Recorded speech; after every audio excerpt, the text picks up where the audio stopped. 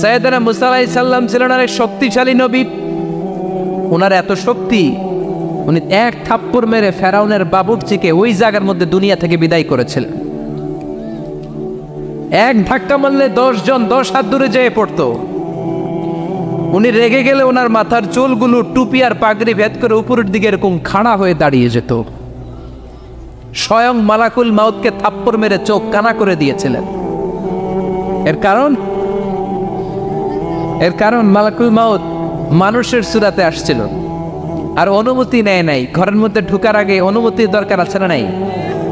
সাইয়েদনা মুসা আলাইহিস সালামের কাছে মালাকুল মাউত মৃত্যুর ফেরেশতা মানুষের সূরাতে এসেছিল, অনুমতি নেয় নাই, হুট করে ঘরে ঢুকছে। ঢুইকা কয়, আনা মালাকুল মাউত, আমি মৃত্যুর ফেরেশতা, জিইতু আন আকবাদা রূহাক, আপনার রূহ কবজ করতে আসছি। মুসা আলাইহিস সালাম দেখতেছে একজন সলিমুদ্দি। মুসা নবী দেখে কি আর সলিমুদ্দি কয় কি, আমি মালাকুল মাউত। ভেজাল আছে না নাই? সাইয়েদনা মুসা আলাইহিস সালাম দেখে দিব্যি সাধারণ মানুষ, আর সে বলে আমি তোমার রূহ কবজ করতে এসেছি। মুসা আলাইহিস সালাম রেগে গেলেন। অনেক মেজাজ ওলা নবী ছিলেন। রাগের চোটে এক থাপ্পড় দিলেন। থাপ্পড় খেয়ে মালাকুল মাউতের এক চোখ নাই। বুখারীর বর্ণনা, ফাসাক্কাহু ফাফাকু আইনা, থাপ্পড় মারলেন, চোখ শেষ। মালাকুল মাউত বাঁচার জন্য দিলেন দৌড়। এক দৌড়ে আল্লাহর আদেশে আল্লাহর আরশে চলে গেলেন। যে বলে, মাবুদ এমন নবীর কাছে পাঠিয়েছেন, আরসালতানি ইলা আবদিন লা ইউরিদুল মাউত, এমন বান্দার কাছে পাঠিয়েছে ওই বান্দা মরতে চায় না, খালি মারতে চায়। কি করতে চায়? মরতে চায় না, মারতে চায়। দেখেন কি করছে। আল্লাহ বললেন, ও মালাকুল মাউত, ভুল করছো, সালাম দাও নাই, অনুমতি নাও নাই, মানুষের সূরাতে গেছো, আর নবীও সাধারণ নবী না, মেজাজওয়ালা নবী। ঠিক কি না? চিন্তা করে লাভ নাই, আমি কথা বলবো।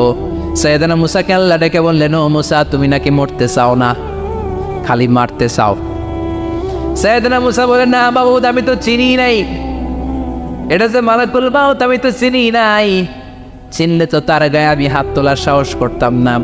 আল্লাহ বললেন, ও মুসা যাও, দাইয়াদাকা আলা মাতনি সাউর, ওই যে একটা গাভী দেখা যায়, ষাঁড় দেখা যায়, ওই গরুর পিঠের উপরে তোমার ডান হাতটা রেখে দাও। সাইয়েদনা মুসা আলাইহিস সালাম গরুর পিঠের উপরে ডান হাত রাখলেন। আল্লাহ বললেন, মুসা, তোমার ডান হাতের নিচে গরুর যতগুলো পশম, প্রত্যেকটা পশমের বিনিময়ে তোমার এক বছর করে হায়াত আমি বাড়িয়ে দিলাম। মরতে যখন চাও না, মারতে যখন চাও, আরো কয়েক বছর মারো, হায়াত আমি বাড়িয়ে দিলাম। মুসা আলাইহিস সালাম বললেন, আল্লাহ সুম্মা মাযা, এই হাতের নিচে গরুর যত পশম তত আমার হায়াত বেড়ে যাবে। ধরলাম হাতের নিচে 2000 পশম, 2000 বছর হায়াত বাড়িয়ে দিলেন, কিন্তু সুম্মা মাদা, 2000 বছর পরে কি হবে, আগে ওইটা কোন, ওই ঝামেলাটা ভাঙের আগে। আল্লাহ বললেন, মুসা সুম্মাল মাউত, তারপরে তো তোমাকে মরতেই হবে, এই পৃথিবীতে আসলেই মরতে হয়। কুল্লু নাফসিন যায়িকাতুল মাউত, এই পৃথিবীতে যারা একবার আসবে তাদেরকেই মরতে হবে। ঠিক কি না? সাইয়েদনা মুসা আলাইহিস সালাম বললেন, ফাল আনা, তাহলে আর দেরির দরকার নাই, এখনই আমাকে নিতে বলেন। সুবহানাল্লাহ। মালাকুল মাউত এসে মুসা আলাইহিস সালামের রূহ কবজ করে ফেললেন। এই মুসা আলাইহিস সালামের সাথে সরাসরি আল্লাহর কথা হতো এই তুর পাহাড়ের উপর। সাইয়েদনা মুসা আলাইহিস সালাম আল্লাহর সাথে কথা বলতেন। পৃথিবীতে 4টা আসমানি কিতাব সবচাইতে সেরা। এক হচ্ছে তাওরাত, দ্বিতীয়ত জাবুর, তৃতীয়ত ইনজিল, চতুর্থত কোরআন। তাওরাত আল্লাহ নাজিল করেছেন সাইয়েদনা মুসা আলাইহিস সালামের উপর, জাবুর নাজিল করেছেন দাউদ আলাইহিস সালামের উপর, ইনজিল নাজিল করেছেন ঈসা আলাইহিস সালামের উপর, আর বিশ্বনবীর উপর নাজিল করেছেন কোরআন। ঠিক কিনা? এই তাওরাতকে রব্বুল আলামিন স্বয়ং নিজ হাতে লিখে কাঠের ফলকের মধ্যে, তক্তার মধ্যে লিখে সাইয়েদনা মুসা আলাইহিস সালামকে দিয়েছে। সুবহানাল্লাহ। এটাকে আরবিতে বলে আলওয়াহ। লাওহের প্লুরাল হচ্ছে আলওয়াহ। কাঠের তক্তার মধ্যে আল্লাহ নিজে তাওরাত লিখেছেন। কিসের মধ্যে লিখছেন? কথা বলেন, শুনতেছেন? মনোযোগ আছে? কাঠের তক্তার মধ্যে তাওরাত লিখলেন। লিখে মুসা আলাইহিস সালামকে বললেন, মুসা ফিহি বুরহান, ফিহি হুদা ফিহি হিদায়াত। এই হচ্ছে তাওরাত কিতাব, আমি নিজ হাতে লিখে দিয়েছি। এর মধ্যে হেদায়েত আছে, এর মধ্যে বরকত আছে, এর মধ্যে বুরহান আছে, দলিল আছে। যাও এই কাঠের তক্তার মধ্যে লেখা তাওরাত কিতাবকে নিয়ে যাও, বনি ইসরাইলের কাছে এই তাওরাত কিতাবের দাওয়াত দাও। সাইয়েদনা মুসা আলাইহিস সালাম ছিলেন এক শক্তিশালী নবী। উনি ভাবলেন অল্প কয়েকটা তক্তা, কাউকে ডাকার দরকার নাই, আমার ভাই হারুন রে লাগবে না, আমি যথেষ্ট। আমার ভাই হারুন রে কষ্ট করে পাহাড়ের উপরে টেনে আনার দরকার নাই, 3-4টা তক্তা আমি নিজেই নিতে পারবো, নিজেই নিতে পারবো মনে করে সাইয়েদনা মুসা আলাইহিস সালাম আল্লাহর লেখা তক্তার উপরে যে তাওরাতের ফলক, এই ফলক ধরে টান দিয়েছে উঠানোর জন্য। আল্লাহ যেহেতু কিতাব দিয়েছে নিয়ে যায়, কিন্তু কি আজীব তামাশা, তক্তা ধরে কাঁধে তুলবে তো দূরের কথা, নাড়াতেই পারে না। সুবহানাল্লাহ, আসতে বলেন, নাড়াতেই পারেন। ওয়াতুরি সিনিন, আল্লাহ বললেন তিন আর জাইতুনের কসম, মানে ফিলিস্তিনের কসম। ওয়াতুরি সিনিন, তুর পাহাড়ের কসম, যেই তুর পাহাড়ের উপরে আমি তাওরাত কিতাব নাজিল করেছি। তাওরাত কিতাবটাকে কাঠের ফলকের মধ্যে লিখে বললেন মুসা নিয়ে যাও। মুসা আলাইহিস সালাম নিতে পারে না, মনে আছে? মনে আছে আপনাদের না ভুলে গেছেন? মুসা আলাইহিস সালাম ধরলেন, নাড়াতে পারেন না, আর কাঁধে তুলবে তো দূরের কথা, নাড়াতেই তো পারেন। এত শক্তিশালী নবী। তাওরাতের যে আলওয়াহুত তাওরাত, তাওরাতের ফলক, এই বাণীগুলো নিয়ে বাণী বাহকের কাজ করবে, বার্তা বাহকের কাজ করবে, বনি ইসরাইলের কাছে এই পয়গাম পৌঁছে দিবে, কিন্তু তুলতেই তো পারে না। আল্লাহর ডেকে বলে, আল্লাহ পারি না। আল্লাহ বললেন ট্রাই করো, ট্রাই এগেইন, আবার চেষ্টা করো, দেখো না পারো কিনা। হাবিল সাইয়েদনা মুসা আলাইহিস সালাম ভাবলেন এই দিক দিয়ে পারি না, ওই দিক দিয়ে ধরলে মনে হয় পারবো। এবার তক্তার ওই পাশ দিয়ে নাড়াচাড়া শুরু করছে, ওই দিক দিয়েও পারে না। এবার ভাবলেন এক কাজ করি, মাঝখান দিয়ে দেখি নাড়াতে পারি কিনা। সাইয়েদনা মুসা আলাইহিস সালাম কাঠের তক্তাগুলোর মাঝখান দিয়ে ধরলেন, টান দিলেন, কিন্তু তক্তা নড়ে, নাড়ানোই যায় না, কাঁধে তুলবে তো দূরের কথা। সাইয়েদনা মুসা আলাইহিস সালাম অপরাধ হয়ে আল্লাহর ডেকে বললেন, ও বাবু পারি না। আল্লাহ আসলে চাচ্ছে মুসা যেন বলে পারি না। মুসা পারে না এটা শুনতে আল্লাহর বড় মনে চায়। সুবহানাল্লাহ কইবেন না? কারণ সব জায়গায় উনি পারে আর মারে। আজকে সাইয়েদনা মুসা আলাইহিস সালামের কণ্ঠে আল্লাহ শুনতে চায়, আল্লাহ আমি অপারগ, আমি পারি না। সাইয়েদনা মুসা আলাইহিস সালাম বলে, আল্লাহ সাইয়েদনা জিবরাইলকে যদি বলেন আমারে যদি একটু সাহায্য করে, আমার কাঁধে তুলে দিলে আমি নিয়ে বাড়িতে যাব। সাইয়েদনা জিবরাইলকে একটু বলেন। আল্লাহ বললেন, যাও জিবরাইল, হেল্প আউট মুসা, মুসা আলাইহিস সালামকে সাহায্য করো। এবার সাইয়েদনা মুসা আলাইহিস সালাম বললেন এইদিকে, সাইয়েদনা জিবরাইল বললেন এইদিকে। দুইজন মিলে তাওরাত লেখা কাঠের তক্তাগুলো উঠাতে চাইলেন, কিন্তু কি আজীব তামাশা, সাইয়েদনা জিবরাইলও পারে না। সাইয়েদনা মুসা আলাইহিস সালাম বললেন, ও ভাই জিবরাইল, চলো জায়গা চেঞ্জ করে তুমি এদিক দিয়ে ধরো, আমি ওই দিকে ধরি, আবার জোরসে টান মারো। দেশ গ্রামে কয় না জোরসে টান, এইও সিস্টেমে দুইজন মিলে টানে, কিন্তু নাড়াতেই পারে না। আগে তো হাতে নিবে, তারপরে কাঁধে তুলবে, দুইজনেও পারে না। গায়ে যত জোর আছে, সাইয়েদনা মুসা আলাইহিস সালাম জোরসে টান দিলেন, যত জোর, সব জোরকে একসাথে করে তিনি টান দিয়েছেন। টানের চোটে দেহের প্রতিটা লোমকূপ থেকে ঘাম বেরোতে শুরু করেছে। টানের চোটে রক টান খেয়ে যাচ্ছে, কোমরের রক ছিঁড়ে যাওয়ার অবস্থা, কিন্তু কাঠের ফলকগুলো নাড়ানো যায়। সাইয়েদনা মুসা আলাইহিস সালাম বললেন, আল্লাহ জিবরাইলও পারে না। জিবরাইলের সাথে হাজার হাজার সহকারী ফেরেশতা, তাদেরকে একটু বলেন হেল্প করার জন্য। সুবহানাল্লাহ পড়েন। হাজার হাজার ফেরেশতা তুর পাহাড়ের উপর সবাই মিলে জোরে জোরে টান দেয়, জোরে জোরে টান দেয়। সবাই মিলে চেষ্টা করে তাওরাত লেখা ফলক এক প্রান্ত থেকে আরেক প্রান্ত কোনো জায়গা দিয়ে ধরে 1 ইঞ্চি নাড়াতে পারে না। এই অবস্থা দেখে আল্লাহ বললেন, ঘটনা কি? আল্লাহ পারি না। সাইয়েদনা মুসা আলাইহিস সালাম কি বলে? আল্লাহ পারি না।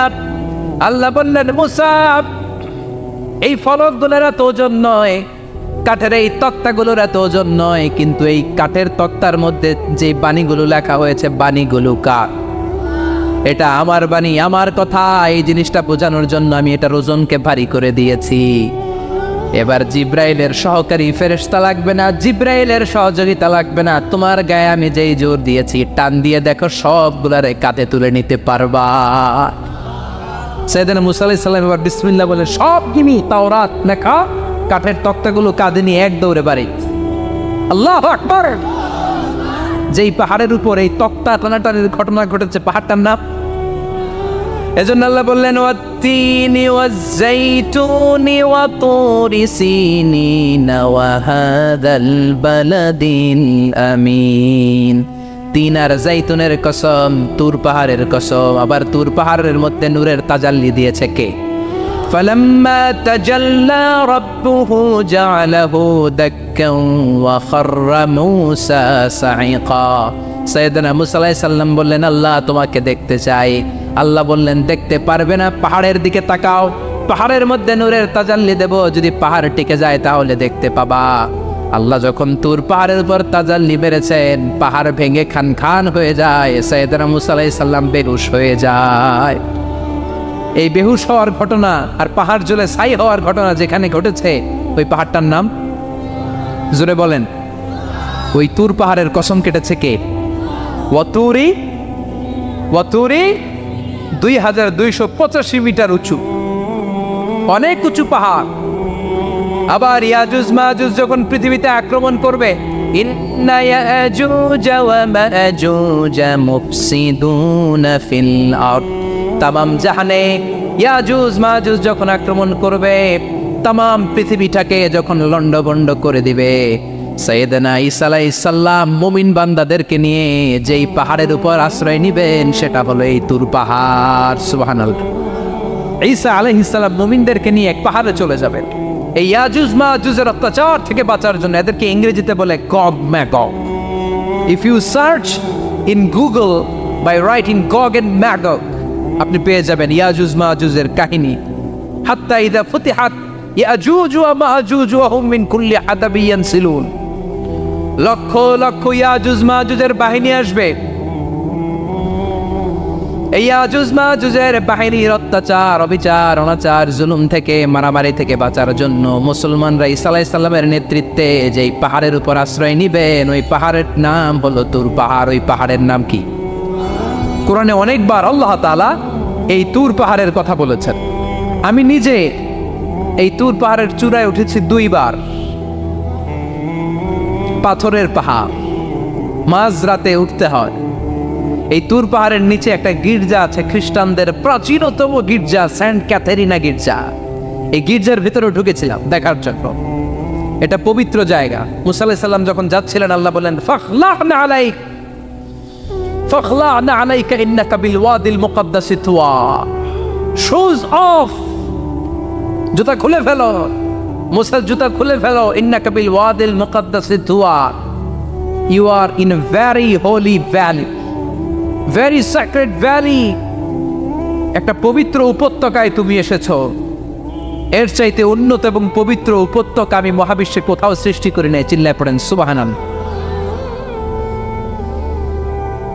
মাঝরাতে এই তুর পাহাড়ে উঠতে হয়, ব্যাকপ্যাক নিয়ে যেতে হয়, সেখানে পানি টানি খাবার দাবার নিয়ে ওঠা লাগে।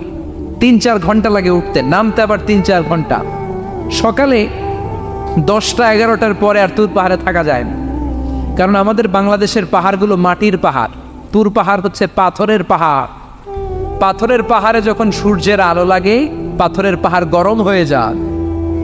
আমরা মাঝরাতে উঠতে শুরু করলাম। আমরা যখন উঠতেছি দেখলাম খ্রিস্টিয়ান কমিউনিটির একটা গ্রুপ, তারাও উঠছে, ইহুদিদের একটা গ্রুপও উঠছে, কারণ এটা 3 ধর্মের লোকদের কাছে তীর্থস্থান। এই তুর পাহাড়ের চূড়ায় ছোট্ট একটা মসজিদ আছে, 7-8 জন নামাজ পড়া যায়। খ্রিস্টানদের একটা গির্জা আছে, ইহুদিদের একটা সিনাগগ আছে।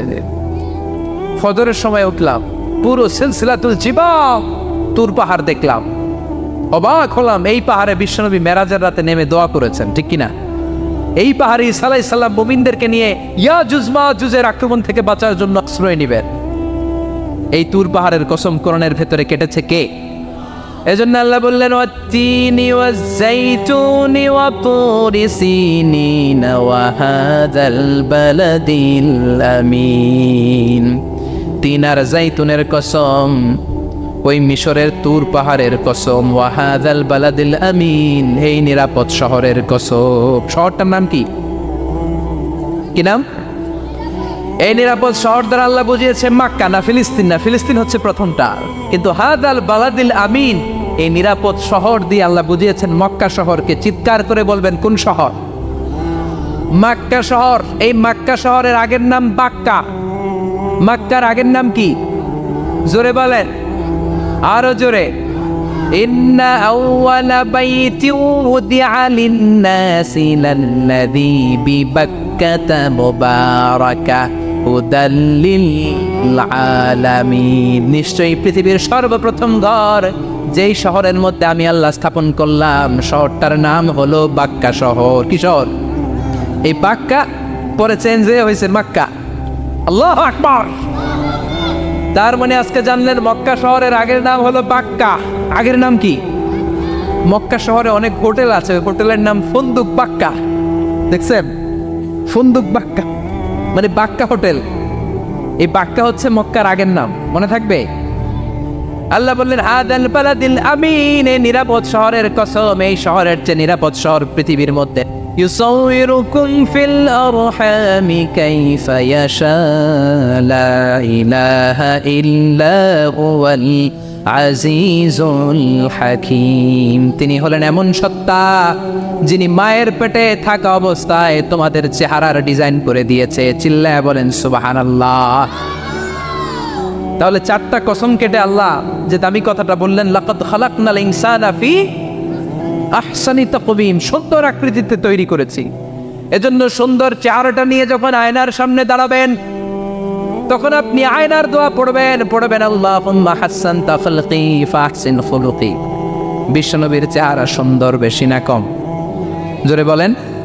চাঁদের চেয়ে সুন্দর তুমি নবী আমার কামলিওয়ালা, চাঁদের চেয়ে সুন্দর তুমি নবী আমার কামলিওয়ালা, দু জাহানের বাদশা তুমি প্যারা নবী সাল্লাল্লাহু আলা, দু জাহানের বাদশা তুমি প্যারা নবী সাল্লাল্লাহু আলা, চাঁদের চেয়ে সুন্দর তুমি নবী আমার কামলিওয়ালা।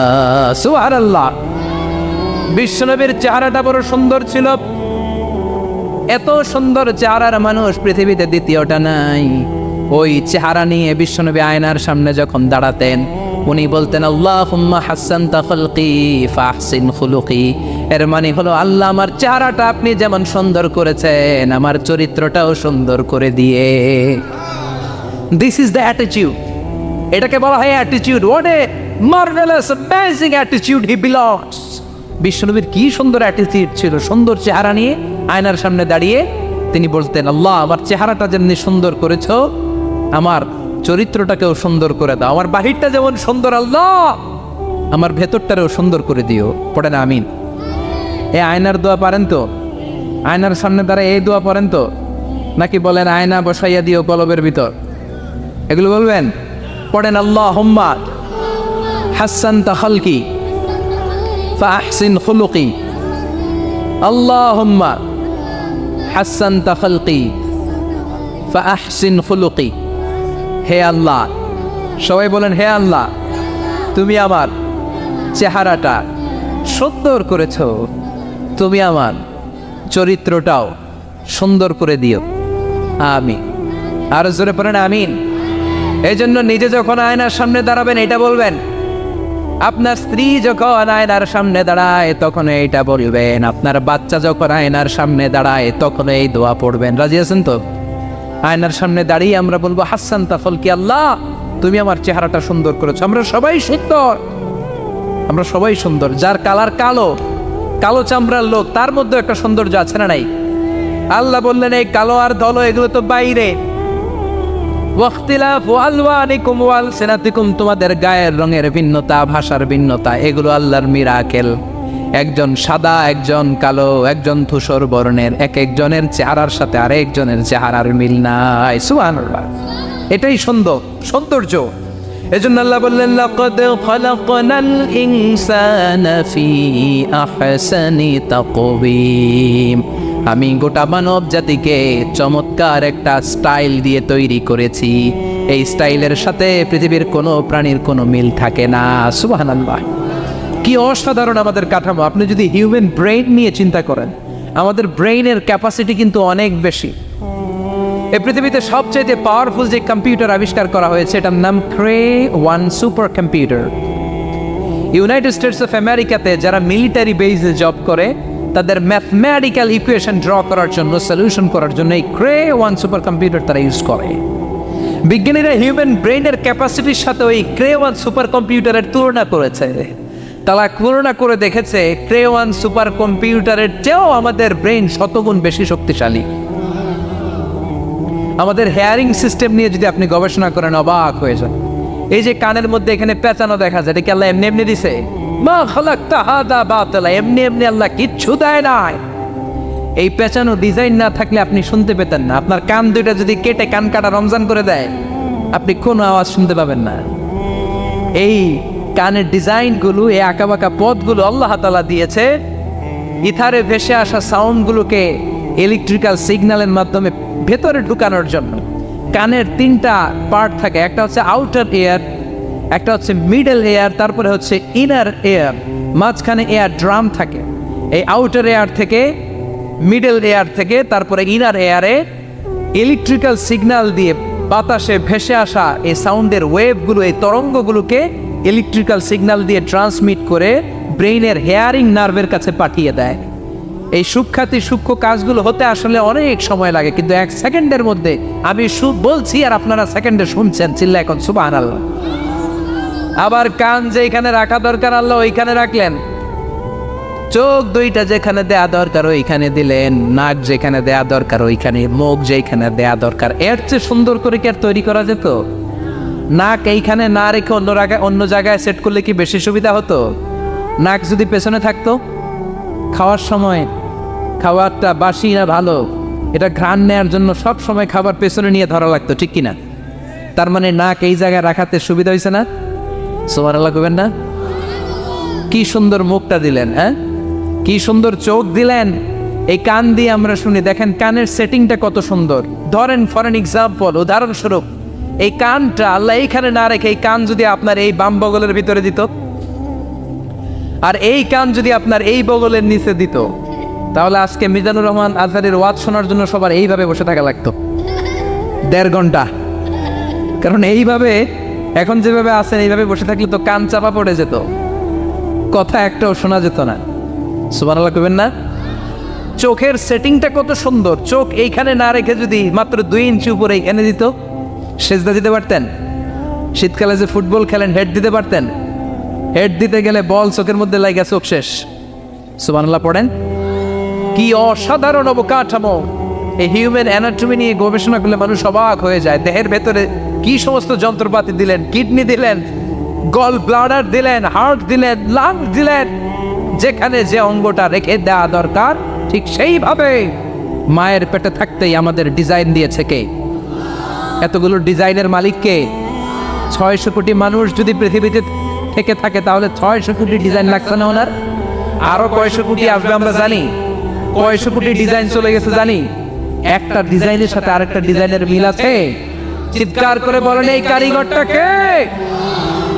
এজন্য আল্লাহ বলেন 4টা জিনিসের কসম কেটে তোমাদেরকে আমি যেটা বলবো শোনো। লাকাদ খালাকনাল ইনসানা ফি আহসানি তাকওয়িম। আমি মানুষের আকৃতিটা, মানুষের চেহারাটা বড্ড সুন্দর করে তৈরি করেছি। এত সুন্দর করে আল্লাহ তৈরি করেছেন, এর কোনো বাতিল নাই, কোনো বিকল্প নাই। চোখ যেমন হওয়া দরকার ঠিক তেমন। এই চোখ নিয়ে কত গবেষণা হয়েছে শুনলে অবাক হয়ে যাবেন। মাত্র 2 মিলিমিটার ডাইমেনশন ছোট্ট আমাদের চোখ। এই চোখ দিয়ে আমরা অনেক কিছু দেখি।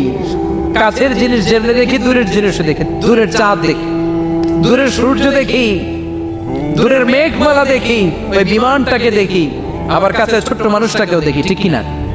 এটার ভেতরে আল্লাহ অনেক পাওয়ারফুল মেগাপিক্সেল দিয়েছেন। এই পৃথিবীতে সবচেয়ে পাওয়ারফুল যে ক্যামেরাগুলো আবিষ্কার হয়েছে মুভি শুট করার জন্য, সেখানে যেই মেগাপিক্সেল আল্লাহ দিয়েছেন চোখের ভেতরে এর কয়েক গুণ বেশি দিয়েছেন। চিল্লায় বলেন আল্লাহু আকবার। এই চোখ দিয়ে Medical science was human eyes can identify more than 10 million colors. 1 মিলিয়নে 10 লক্ষ, 10 মিলিয়নে কত? 1 কোটি। তার মানে এই চোখ দিয়ে আমরা আমাদের এক একটা চোখ দিয়ে 1 কোটি ধরনের রং শনাক্ত করতে পারি। এক লাল রঙের মধ্যে কত লাল, লাইট রেড, ডিপ রেড, কত ধরনের মিক্স করে কত কালার হয়, সব কিছু চোখ দিয়ে আমরা ধরতে পারি। চিল্লায় বলেন আল্লাহু আকবার।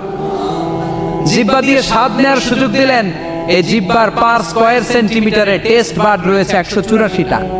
সেই হিসাবে আপনার জিহ্বার উপরিভাগ দিয়ে আপনি 10,000-এরও বেশি ধরনের খাদ্যের স্বাদ আস্বাদন করতে পারেন। চিৎকার করে পড়েন আল্লাহু আকবার। এক একটা অঙ্গ নিয়ে যদি আপনি গবেষণা করেন, কত কাজ করার সুযোগ আল্লাহ তাআলা দিয়ে দিলেন। 206টা নাকি হাড়ের পিস রেখেছে আল্লাহ এক একটা দেহের ভিতরে। 206টা না, 206টা হাড় আছে। আমাদের প্রত্যেকের দেহের ভিতরে কয় পিস হাড়ি? কথা কয় না, 206টা। সবচেয়ে ছোট হাড়টা আছে কানের ভিতরে। সুবহানাল্লাহ পড়েন। সবচেয়ে ছোট হাড়।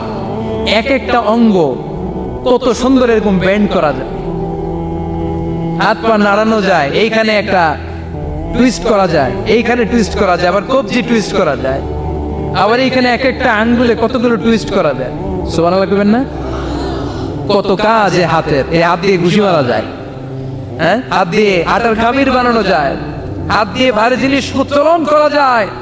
আবার এই হাত দিয়ে দেখেন ক্রিকেটাররা কি সুন্দর বল করে, এটা দিয়ে স্পিন বল করে, লেগ স্পিন করে, অফ স্পিন করে, পেস বল করে। এক হাতের মধ্যে কত কারসাজি। সুবহানাল্লাহ করে না? আবার বাঁ হাতে স্পিন করে না, বল এদিকে পড়ে ওইদিকে চলে যায়, আছে না নাই? আবার এই আঙ্গুল দিয়ে কত কাজ। বাজার থেকে বাজার করে যখন বাজারের ব্যাগ যখন নিয়ে আসেন, হাতে ধরেন নাকি আঙ্গুলে ধরেন, কত কাজ। এই আঙ্গুল দিয়ে মোবাইল টিপে আমরা মোবাইল ইউজ করি, আঙ্গুল দিয়ে ল্যাপটপে আমরা টাইপ করি। ডাক্তাররা এই আঙ্গুল দিয়ে সুই ইউজ করে সূক্ষ্ম সূক্ষ্ম সার্জারির কাজগুলো করে। অবাক হয়ে যাবেন এই আঙ্গুলের কত কাজ। এই আঙ্গুল দিয়ে আবার এখন ক্রিকেটেও এরকম 2 আঙ্গুল তুললে ছক্কা, আছে না নাই? আবার 1 আঙ্গুল তুললে আউট, আবার এটা তুললে ভিক্টরি, বিজয় চিহ্ন। দেখবেন যত নেতা খেতা করে পুলিশে ধরে এটা দেখায়, আছে না নাই? এইভাবে কত ধরনের নমুনা আমরা ইউজ করি, কতভাবে হাতগুলোকে ইউজ করি, কতভাবে পা গুলোকে ইউজ করি। দেহের এই সৌন্দর্য আমাদের দান করেছে কে? লাকাদ খালাকনাল ইনসানা ফি আহসানি তাকওয়িম। আমি মানুষকে সব চাইতে সুন্দর আকৃতিতে তৈরি করেছি। সুবহানাল্লাহ পড়েন, চিল্লায় পড়েন আল্লাহু আকবার। আল্লাহ বললেন মানুষ সব চাইতে সেরা, মানুষ হলেন সব চাইতে সেরা। মানুষ যখন সেরা হয়, মানুষের চাইতে সেরা কেউ হয় না। আবার মানুষ যদি নিকৃষ্ট হয়ে যায়, মানুষের চাইতে নিকৃষ্ট কেউ হতে পারে না, ঠিক কি না? আল্লাহ বললেন মানুষের আকৃতি আমি বড্ড চমৎকার করে বানালাম।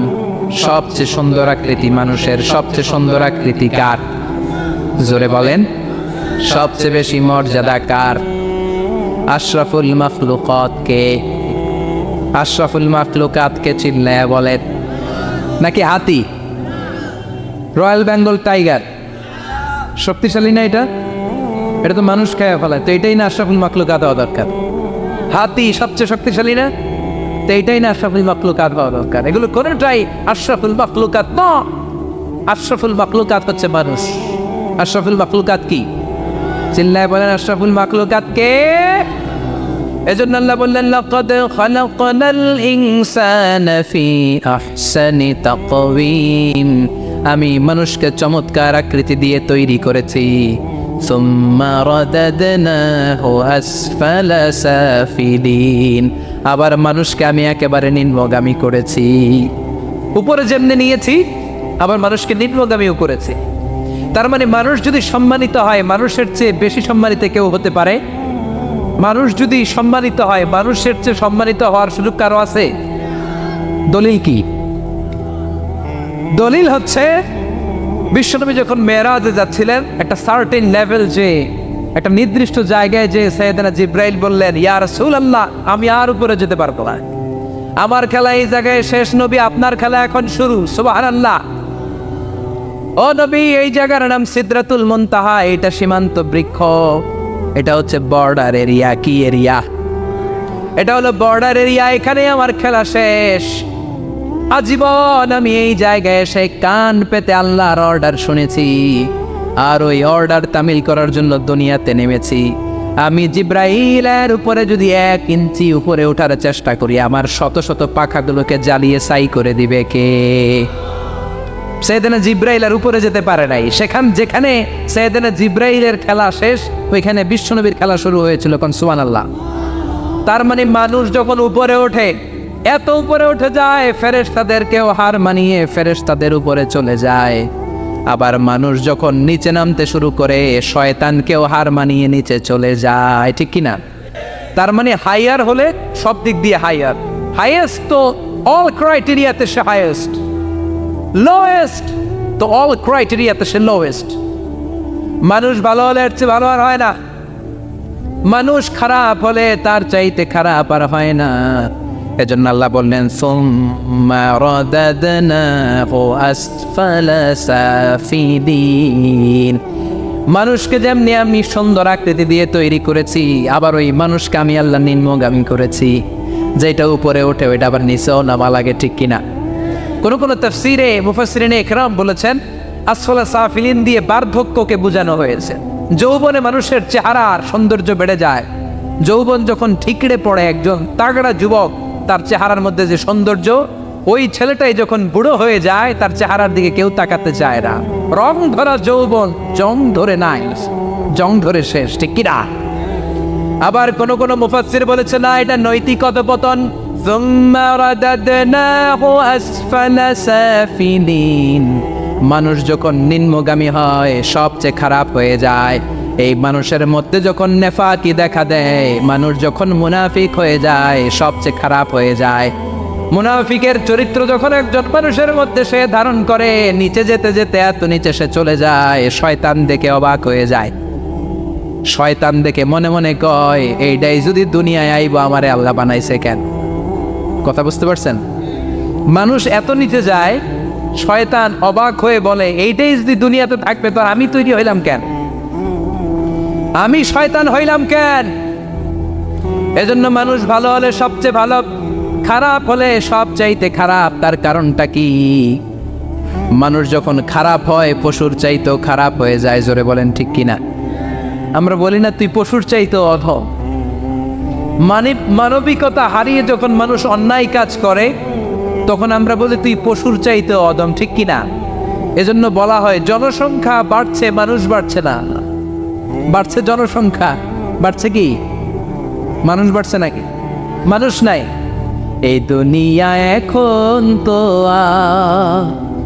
সেই দুনিয়া নাই, মানুষ নামের মানুষ আছে, দুনিয়া বোঝায়। সেই মানুষের ভিড়ে আমার আসল মানুষ নাই।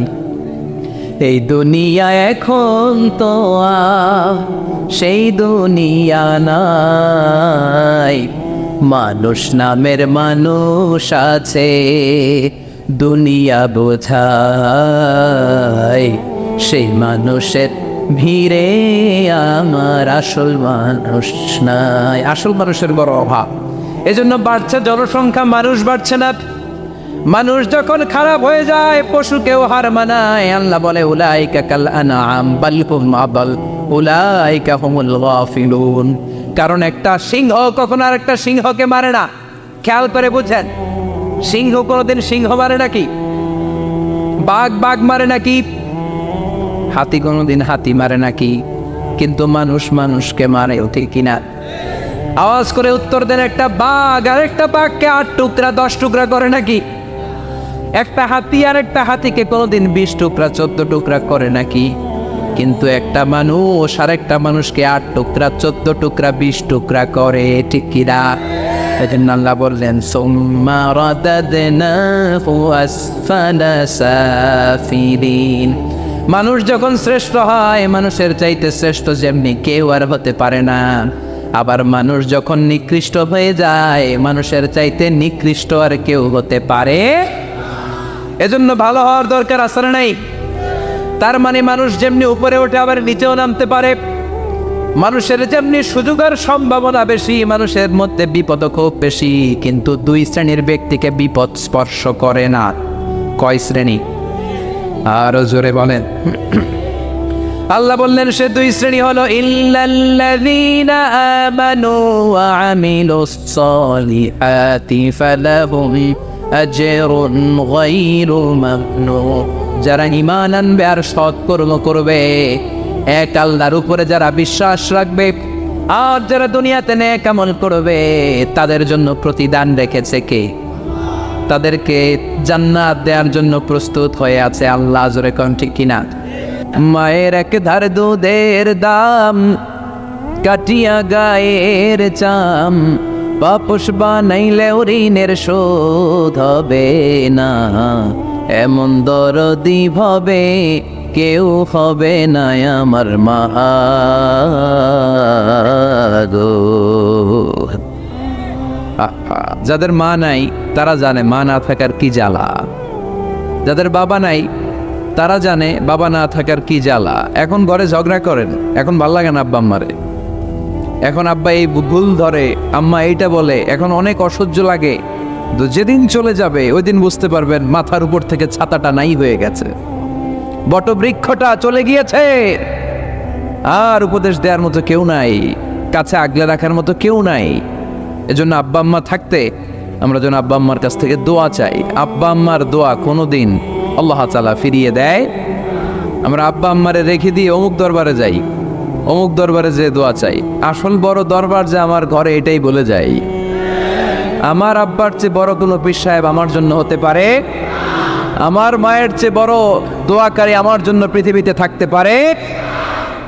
পৃথিবীর সবাই মিলে, সব আল্লাহর ওলিরা মিলে কোরআন খতম দিয়ে এইখানে ফু দিল একটা গ্লাসের পানির ভিতরে, আপনার আম্মা কিংবা আব্বা শুধু বিসমিল্লাহ বলে আরেকটা গ্লাসের পানির মধ্যে ফু দিল, মায়ের দোয়াটা মুহূর্তেই কবুল করে নিবে কে? আম্মা আব্বার চেহারার দিকে তাকালেই কবুল হজের সওয়াব দেয় কে? হজ করে আসছেন কারা কারা দেখি?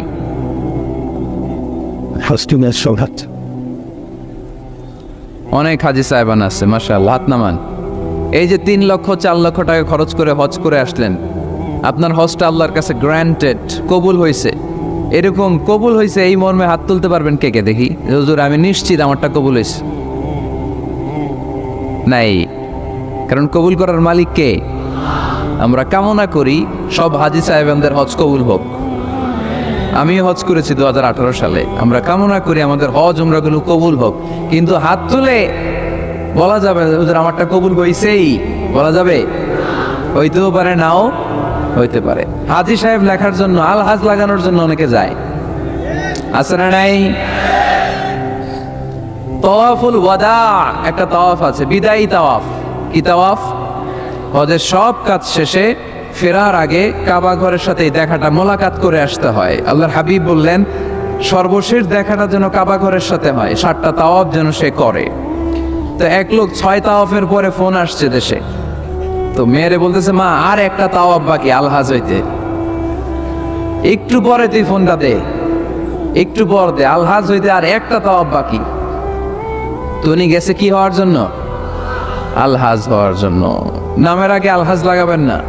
কেউ যদি আপনারে বলে হাজি সাহেব বলুক, কিন্তু আমি হজ করছি একজনকে দেখানোর জন্য, তিনি কে? আল্লাহ। এজন্য ইখলাসটা বড় জরুরি। লোক দেখানো মনোভাব আমাদের সব কিছুকে ধ্বংস করে দেয়। তো যারা হজ করেছেন কেউ কিন্তু হাত তুলতে পারলেন না যে হুজুর আমি 100% কনফার্ম যে আমার হজটা কবুল হয়েছে। কিন্তু আল্লাহর হাবিব বলেন রহমতের নজরে তোমার আব্বা আম্মার চেহারার দিকে যদি একবার তাকাও, মুহূর্তেই একটা কবুল হজের সওয়াব তোমার আমল নামে আল্লাহ দিয়ে দিবে। চিল্লায় পড়েন আল্লাহু আকবার। এজন্য আব্বা আম্মা থেকে দোয়া নেওয়ার দরকার আছে না নাই? দোয়া চাইবেন, দোয়া চাইবেন। মায়ের মর্যাদা অনেক বেশি, বাবার চেয়ে 3 গুণ বেশি, কমসে কম। কয় গুণ বেশি? মা মা মা, তারপর বাবা। 3 বার মা। কয়বার মা? 1 বার বাবা। তার মানে মাকে ইসলাম দিয়েছে স্বর্ণ পদক, দিয়েছে রৌপ্য পদক, দিয়েছে ব্রোঞ্জ পদক, আর বাবাকে দিয়েছে সান্ত্বনা পুরস্কার। আমরা এটা নিয়েই খুশি, ঠিক কিনা? তাহলে মাকে 3টা পুরস্কার, স্বর্ণ পদক ও মা, রৌপ্য পদক মা, ব্রোঞ্জ পদক মা, বাবারে দিছে কি সান্ত্বনা পুরস্কার। এজন্য মায়ের মর্যাদা বেশি। লাউ কাতাআতা জিলদাক, চামড়া কেটে যদি মায়ের পায়ের জুতা বানিয়ে দাও। ছোটবেলা যে মায়ের বুকের দুধ খেয়েছো, আল্লাহর হাবিব বললেন এক ঢোক দুধের শোধ আদায় হবে না, ঠিক কিনা? অনুরূপ ভাবে মুসাফিরের দোয়া আল্লাহ ফিরিয়ে দেয় না। সফরে বেরোলেই দোয়া করবেন, পারবেন? মনে থাকবে? এখান থেকে ঢাকা যান না আপনারা, আনতা মুসাফির, এখান থেকে ঢাকা গেলে আপনি মুসাফির, দোয়া করা শুরু করে দিবেন। যদি জুলুমের শিকার হন, মাজলুম, ইত্তাকু দাওয়াতাল মাজলুম, আল্লাহর হাবিব সাল্লাল্লাহু আলাইহি ওয়াসাল্লাম বললেন মজলুমের বদদোয়াকে ভয় করো, কারণ মজলুমের বদদোয়া আর আল্লাহর আরশের মাঝখানে আল্লাহ কোনো পর্দা রাখে না। দোয়া করতে দেরি, এই দোয়া কবুল করে নেয় কে? মজলুমের দোয়া আল্লাহ তাআলা কবুল করে। এজন্য আব্বা আম্মার কাছ থেকে যেন আমরা বেশি বেশি দোয়া নিতে পারি, আল্লাহ তুমি তৌফিক দাও। দোয়া চাওয়াও সুন্নাহ, দোয়া করাও সুন্নাহ, বুঝতে পেরেছেন? দোয়া নিজের জন্যও করবেন, অন্যের জন্যও করবেন। রাজি আছেন তো? অনেকে বলে হুজুর আমার দোয়া আমি করব, আমি আরেকজনের জন্য করব কেন? ওনারটা উনি করুক, আমারটা আমি করি, এরকম কথা আছে না? নেই না, অন্যের জন্য দোয়া করবেন, এতে লাভ আছে। আপনি যখন কারোর জন্য দোয়া করেন, ফেরেশতারা আল্লাহর কাছে দোয়া করতে থাকে, আল্লাহ যেই দোয়া সে তার ভাইয়ের জন্য করলো, আগে দোয়াটা তার নিজের জন্য কবুল করে দাও। মা মিন মুসলিম ইয়াদউ লিআখিহিল মুসলিম বিযাহরিল গায়ব ইল্লা ক্বালাল মালাক ওয়ালাকা বিমিসলিন। ফেরেশতারা বলে ওয়ালাকা বিমিসলিন, আপনি দোয়া করলেন আল্লাহ আমার এই ভাইটার টাকা পয়সা নাই, তুমি তারে ধনী বানায় দাও। ফেরেশতারা তখন বলে ওয়ালাকা বিমিসলিন, মানে আল্লাহ যিনি দোয়া করতেছে আগে তারে ধনী বানিয়ে দাও। সুবহানাল্লাহ কইতে পারলেন না? আরো জোরে বলেন সুবহানাল্লাহ। একটানা ডর করি কওয়াজি সুবহানাল্লাহ। আপনার ভাই অসুস্থ, আপনি দোয়া করলেন আল্লাহ আমার ভাইটা অসুস্থ, তারে তুমি সুস্থ করে দাও। ফেরেশতারা বলে ওয়ালাকা বিমিসলিন, মানে আল্লাহ যিনি দোয়া করতেছে তার কোনো রোগ বালাই থাকলে আগে তারে সুস্থ করে দাও। তাই জন্য অন্যের জন্য দোয়ার দরকার আছে না নেই? আল্লাহর হাবিব সাল্লাল্লাহু আলাইহি ওয়াসাল্লাম বললেন দোয়া মুখুল ইবাদা, দোয়া হচ্ছে ইবাদতের নির্যাস। নামাজ পড়লেন, রোজা রাখলেন, যাকাত দিলেন, কিন্তু দোয়া করলেন না, আপনি মিস করলেন, ঠিক কি না? আরেক বর্ণনায় এসছে আদ-দুআ হুয়াল ইবাদা, দোয়াটাই নাকি ইবাদত। দোয়া যে করতেছেন এটাই ইবাদত, আওয়াজ করে পড়তে হবে আল্লাহু আকবার। এজন্য প্রতিটা সালাতে যখন আমরা নামাজে দাঁড়াই, যখন মুসল্লায় দাঁড়াই, আমরা যখন সূরাতুল ফাতিহা পড়ি, এর মধ্যে আল্লাহ একটা দোয়া শিখিয়েছেন, পড়েন ইহদিনাস সিরাতাল মুস্তাকিম, ইহদিনাস সিরাতাল মুস্তাকিম। ও আল্লাহ, show us the right path, show us the correct path। আল্লাহ আমাদেরকে সহজ সরল সোজা পথ দেখান। আল্লাহর হাবিব সাল্লাল্লাহু আলাইহি ওয়াসাল্লাম একবার খেজুর গাছের ডাল দিয়ে মরুভূমিতে একটা টান মারলেন, সোজা একটা টান, আর ডানে বায়ে অনেকগুলো দাগ কাটলেন। আল্লাহর হাবিব বললেন ডানের ছোট ছোট রাস্তাগুলো শয়তানের রাস্তা, ওরা হাতছানি দেয়। আসো নাচের অনুষ্ঠানে আসো, গানের অনুষ্ঠানে আসো, মদের আড্ডাখানায় আসো, জুয়া খেলাতে আসো, ওইদিকে যাওয়া যাবে না। মুমিনের রাস্তাটা সোজা, এটা সিরাতুল মুস্তাকিম। এই রাস্তায় যদি একবার উঠে যান, ডানে বায়ে কোনো মোড় নাই, খালি চলবে, খালি চলবে, ইউটার্ন নাই, কোনো চৌমুহনী নাই। এই রাস্তা শুরু হয়েছে দুনিয়াতে, এই রাস্তার শেষ মাথা ঢুকে গিয়েছে জান্নাতে। এজন্য প্রতিদিন সালাতে আমরা পড়ি আল্লাহ তুমি আমাদেরকে সরল সঠিক পথ দেখাও। আমরা যদি কোনোদিন রাস্তা হারিয়ে ফেলি, আমাদেরকে রাস্তা দেখায় কে?